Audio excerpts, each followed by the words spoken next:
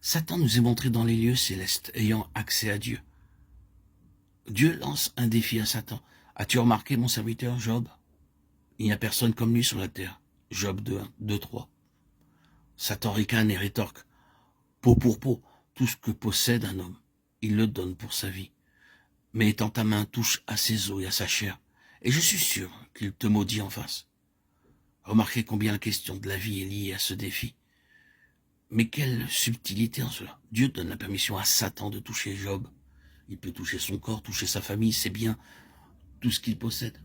Cependant avec une restriction, seulement épargne sa vie.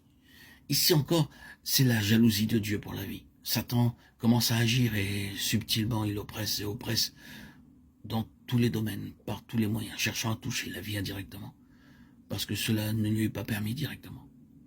Par des voies détournées, il agit sur Job pour qu'il rompe avec Dieu en le maudissant, pour que sa vie soit perdue, que sa vie soit détruite. Pour comprendre le livre de Job, il nous faut discerner que c'est une contestation pour la vie. Il était dit que c'est une contestation à propos de la foi, mais cela est un facteur relatif. L'enjeu réel est celui de la vie. Nous verrons l'élément de la foi plus tard, mais ici, ce qui est montré, c'est la jalousie de Dieu pour la vie. Job est plongé dans de grandes détresses. Mais le maillon de la vie n'est jamais rompu et le résultat est une vie triomphante. Nous éveillons plénitude et victoire. À la fin, tout nous parle de vie. Nous sommes parfois tout près de nous effondrer sous la pression, les peines, les tensions et les épreuves. Lorsque l'ennemi nous oppresse pour étouffer notre vie spirituelle, par notre corps, par notre pensée, par les circonstances, nous sommes projetés souvent bien bas, comme Job. Nous avons nos questions, nous sommes abattus, nous sommes près de désespérer. Oui, chaque cœur connaît sa propre histoire, de la manière où cela peut aller loin vers l'obscurité. Même lorsqu'il s'agit de Dieu, de sa sagesse, de son amour, de sa fidélité.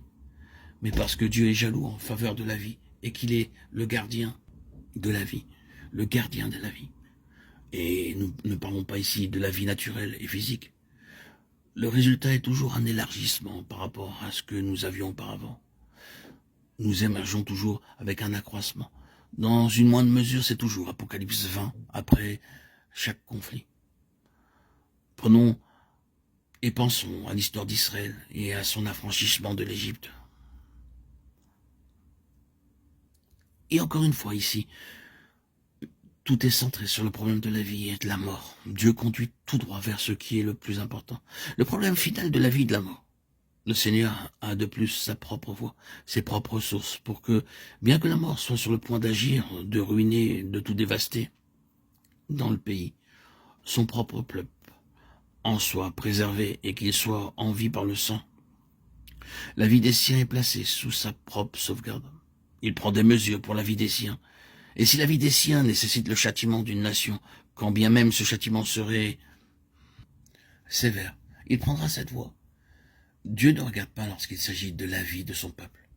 Sa jalousie pour la vie est mise nettement en évidence par toutes ces choses.